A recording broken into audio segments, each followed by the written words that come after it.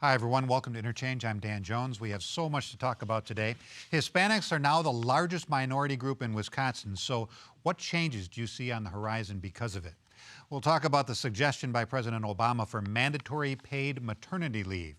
We will also talk about the Milwaukee Common Council's inability to figure out what to do with the taxi cab situation in town now that new technology carriers like Uber and Lyft have entered the market, going for the younger demographic. And we'll talk about Jabari Parker, the Bucs' #1 draft pick. All right, let me introduce everybody before we get going. Of course, you know longtime columnist Joel McNally, Kevin Fischer, who has spent so many years as a broadcast journalist, and his friend Denise Callaway, communications and public relations specialist. You better believe it. Oh, yeah. And Gerard Randall, education consultant and local job creation expert. Rick Horowitz will be along with commentary at the end of the show. All right, let's talk first about the new census figures that show Hispanics have become the largest minority group in Wisconsin. They've bumped African Americans from the top spot. The Hispanic population in the state has nearly quintupled since 1980. So what challenges do you see coming as the Hispanic population continues to explode? Well, one of the challenges that they'll have is how do they integrate into the economic corner of the Wisconsin population. Most of those who are starting to come in are on the fringes of the economy. They are in low-paying jobs. Many of them that are looking to start businesses will still need access to capital in order to get those businesses going. Those who are in the middle class, they strive for the same dreams that other Americans have had historically. And so they will need access to those jobs, which today tend to be high-skilled jobs that pay better wages. So in terms of competing for the jobs that are available or competing for the resources to create your own business, that will have to grow. But I also see more and more businesses like banks beginning to tailor their message so that they can attract those customers. You'll have other institutions that, like the insurance companies, the engineering firms, that will all be looking to have their share of the talent that those new Wisconsinites bring into the community. Denise, as you look a few years down the line, do you see the Hispanic population in Wisconsin having more or less influence than the African American population? Political influence. I think they're going to have more influence, but I don't think it's necessarily more influence in the African American community. I think it's a different kind of influence. One of the things that I think we've already seen, taking a look at Milwaukee's Latino community, Milwaukee's Hispanic community, is that the community has done a tremendous job of building and supporting, building jobs, building businesses and supporting those businesses. I think that, quite frankly, I think that's one thing that the African American community could probably learn to do a little bit better from the Latino community. I think, though, it's a very different kind of influence. One of the things that Gerard kind of alluded to when we talked about a challenge is that whole idea of integrating into the larger society. I think when we take a look at Milwaukee's Latino community, it is very literally and figuratively still very much contained on Milwaukee's south side. So I think a challenge is, how does that community move beyond those barriers so we can really see its sphere of influence begin to change and grow? I think that that's one thing that's a little bit different between the two communities. I think the challenge is, how do the African American and Hispanic communities work better together? There are some common challenges that both communities face. And I think both communities can have greater influence if we find a way in which we can work better together on some of those common issues that we have around poverty, around housing, around education, around access to financial support that allows communities to grow their businesses even more. So I think rather than the two sides being pitted against each other, there's an opportunity for both sides to work together more closely so both communities can really maximize to the best of their ability the potential of the members of each community. Kevin, somebody out loud wondered the other day, they said, okay, will the same thing happen to Milwaukee as the Hispanic population in Milwaukee County grows? Will the same thing happen to Milwaukee County that happened to MPS when they integrated MPS, white flight out of MPS? Will there be white flight out of Milwaukee? That's always a possibility. But I think what's really going to happen is that there's going to be boundless opportunities we talked about challenges here, but I look at the opportunities that avail themselves to the growing Hispanic population. We're mirroring a national trend. By 2020, nationwide, Hispanics will make up 30% of the population. And they have, as a result, tremendous, enormous purchasing power. Next year, nationwide, Hispanics will have an economic clout of $1.5 trillion. And good for them that they are taking advantage of this economic power. Before the recession, Hispanic-owned businesses made up the largest growing sector of small businesses in America. They'll need housing, they'll need jobs that will give them better incomes. They will have to compete with others for those financial resources, grants, et cetera. They will, I believe, be searching for educational opportunities beyond public schools. The Hispanics locally have demonstrated that they have great interest in charter and choice schools. So we're going to have to be ready as a city and as a state to be able to provide those opportunities. But I know there are challenges, but I think there are many pluses too to this growing population. Quickly, will they be facing more challenges, or will things get easier for them in the years ahead? Well, clearly they haven't gotten easier for them lately. I'm more interested in the political challenges. And truthfully, when you talk about white flight, bring it on. This will be a less boring city. White folks are pretty boring. And in fact, there's a lot of white flight coming the other direction. Young people, college graduates who've been in diverse racial situations are pretty bored with white bread suburbs. They want to live in the city. And are coming to the city to live. They want to. I think that is a good, positive thing for the city. I also think what should be collaboration between the black community and the Latino community is a very positive thing. The Latinos right now are in sort of their civil rights, movement high point. At the same time, the black community looks at the civil rights agitation going on in the Latino community and sort of says, why are you paying attention to them when you've always kept us down? But in fact, together, that is a powerhouse, the black community and the Latino community. All right, next topic. President Obama suggested this week that it's time for employers in the United States to offer mandatory paid maternity leave. Is this something that workers deserve? And if so, Denise, who should pay for it, the employer or the government? Well, I think we have to stop looking at pregnancy and maternity leave to nurture the next generation of learners and workers as something that women or their husbands have to pay a penalty for doing. I think that every other Western country offers some kind of paid leave, not because they expect that people are going to be lazy, but because they see the value in making sure that workers have the opportunity to take care of their family obligations in a way that gives them enough time to do that, while also ensuring that they come back to work and are able to work as more productive and satisfied employees. To me, it just makes perfect sense to be able to do that.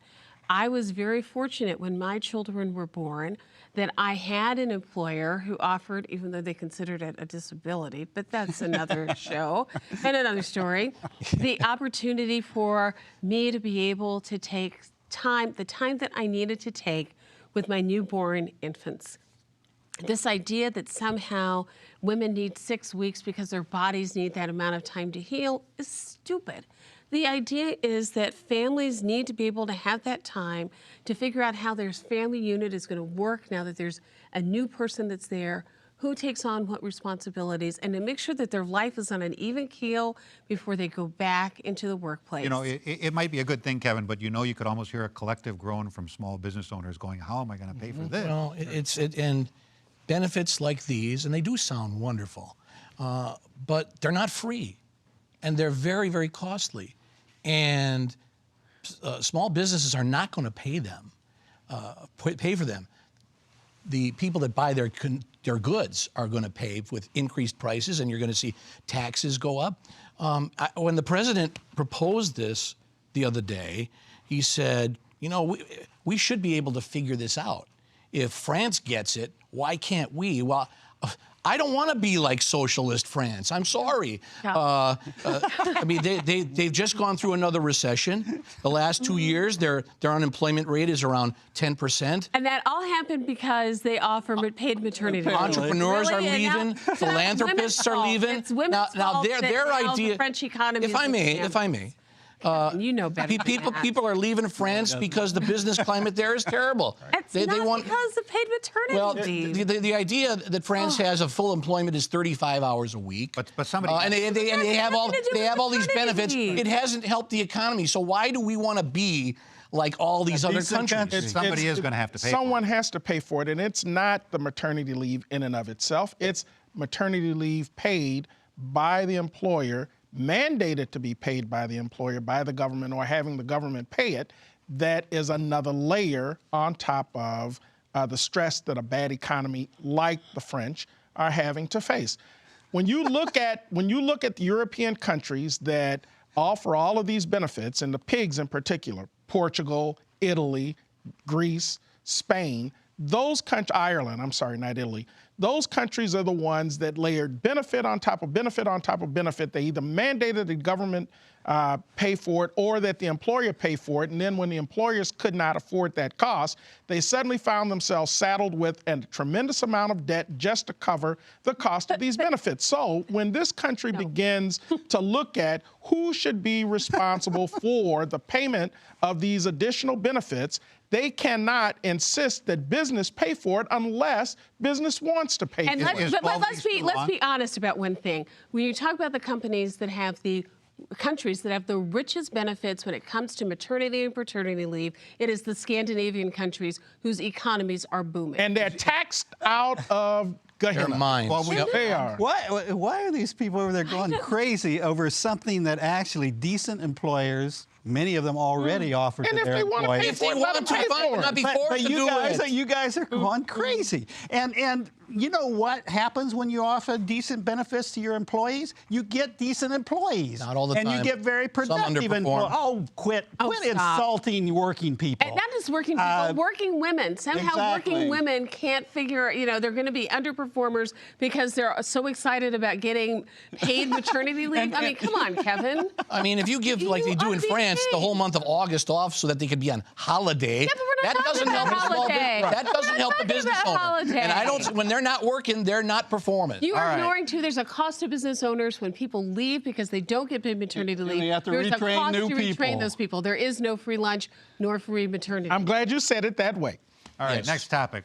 Okay, with Summerfest underway, this is one of the busiest times of the year for the taxi cab business. So it's kind of surprising that Milwaukee aldermen have delayed for yet another month at least any resolution whatsoever of the ongoing battle between conventional taxi cab companies and those newer high-tech ride-sharing services like Uber and Lyft that are so popular with younger people.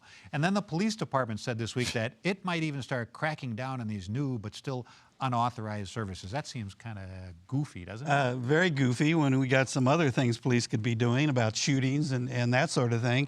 We're not going to have them, basically trying to fight off, competition for our taxi cabs. I mean, that's absurd. But especially because we're in the process, the Common Council is in the process of writing ordinances to cover these businesses, to do inspections, to protect public health and everything else. It's happening. They can't keep ignoring the fact that these companies exist.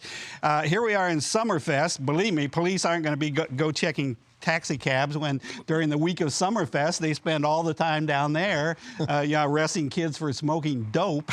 It's absurd that, and there are other people out of town coming into Summerfest who might actually want to get a cab might actually need one, or a ride share service.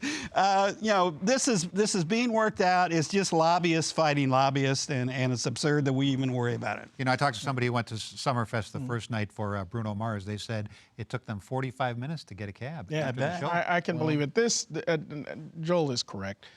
The Common Council will get this worked out, and it's not going to be that long a time before they get it worked out. I think that they really have to come to grips with the reality that this is new technology that will also be extended for some time, and if they can't get some of the basic pieces figured out now, it may be too late when they do allow these cab services to be implemented. One of the things, though, this police action, I think, is absolutely nonsensical. It's punitive. It took the police 20-plus minutes to get to a stabbing victim because of the police claim that they were overstretched with other calls that had been given priority. To send police out then to harass some of these companies over the next month and a half just doesn't make a whole heck of a lot of sense in terms of how you use your police services, which are scant to begin with. And Denise, so many people coming up from Summerfest come from Chicago, right, where this Uber and Lyft are extremely popular. It is. I mean, it's really popular every place. It really is, and is growing in popularity. I think the Common Council needs to get its head together around this, because we really are a city that in so many ways is hampered by the lack of access that people have to transportation. There simply are not enough cab licenses, as we see at this time of the year, for people to be able to get the kind of service that they need. Other cities that I don't think are any smarter than we are have figured out a way to do this. That's what we need to do. Is this typical of Milwaukee Common Council? Well, just in Milwaukee, period. My father, God rest his soul, used to say, Milwaukee is the last rose on the bush. We're kind of behind the times in a lot of respects, and I think the Milwaukee Common Council, maybe they don't understand this new technology, but they need to comprehend, and I don't want to repeat what everyone else has said because the three of you have said it well. There's a market for this. Right. People want this service. And instead of trying to be an obstacle, why not be promoting or working to make it a success? And why not lift the cap on cabs too? Why do we have that in place? Right. Let's open up the doors to more business people that want to start this, because there is a market for it. Mm-hmm. And the free market. Why are we trying to put a hammer to it? Why are we trying to stop it when we should be trying to help it and support it in any way we can? The free market will determine the demand and the quality of service that's offered, and I think that's the piece it usually does. The Common Council needs to get right in the beginning. The safety issues, those are of some great concern. Now, how much enforcement is going to be necessary on the part of the city to make sure that there's high quality and safety. And again, I get upset when people who know nothing about running a business are trying to make important decisions about businesses. All right. Let's talk for just a few minutes about Jabari Parker, who the Milwaukee Bucks made their #1 draft pick. A Chicago boy, only 19 years old, at a Duke University. The owners are already saying this is the new face of our franchise. Is he really that good? Is this guy going to turn this team around? I'm not concerned about his talent. I think that between he and the Greek Freak, they will be the catalyst for What's his last name? I think. You're not going to get me to pronounce the last name because I'm not good at that. But the kid's age is of concern to me more so than his ability to contribute as a talent to the team. We had Larry Sanders on the team. He displayed more immaturity than a 15-year-old who was plucked right out of high school playing on the team. And that's the piece that the Bucks are going to have to guard against. When you have this young talent, some who have to progress to a level of social maturity that maybe the Bucks are prepared to help provide some mentorship for. really invest in that. That will make a difference. But if they're not, then I think you're going to see some of the same off-court issues that create the distractions and the on-court poor play that's plagued the team He's in the very past. talented. There's no question. No, about I it. agree. And he'll be able to come in and score immediately. He's a scorer, but he can't play defense. And I know there's this giddiness around, but I think we need to put it in perspective. That we had the number 2 draft choice for a reason. This is a pretty horrible franchise right now. And one rookie who can shoot the ball but can't stop anybody else from scoring, that alone is not going to turn the franchise around. But there may be a secret weapon that the Bucks have here on their side when it LeBron? comes to this young man. No. When it comes, don't I wish? But when it comes to this young man and his maturity, and that is Marquette's new basketball coach, Coach Wojo, who was an assistant coach at Duke. Already, this young man was talking about his affection for the coach. And he said, yeah, I used to babysit his kids. I'm looking forward to babysitting them again, and I'm not going to charge you, which, is probably good for the coach. But, I do think he is a young player. He is good, but there's a big, big difference between being good at the college level and the level of maturity and skill that you have to not just play, but to thrive in the NBA. The one thing I'm excited about is he said he imagines himself playing his career in Milwaukee, and that's exciting to hear. Until quick he's thing. traded, then. The other plus say is that his dad played in the pros for 5+ seasons, and his dad is still actively engaged in his life in a very positive way. That, too, will help move him along professionally and socially. If you picked up the paper tomorrow and it said Bucks signed LeBron James, you would say, wow, that's a game changer. Is this guy a game changer? Yeah, I have to disagree with something Kevin said about what a lousy team we've had. I went to a few games last season, and I don't think I saw him win one. But as a matter of fact, I saw a really good young team. Giannis Adetokounmpo.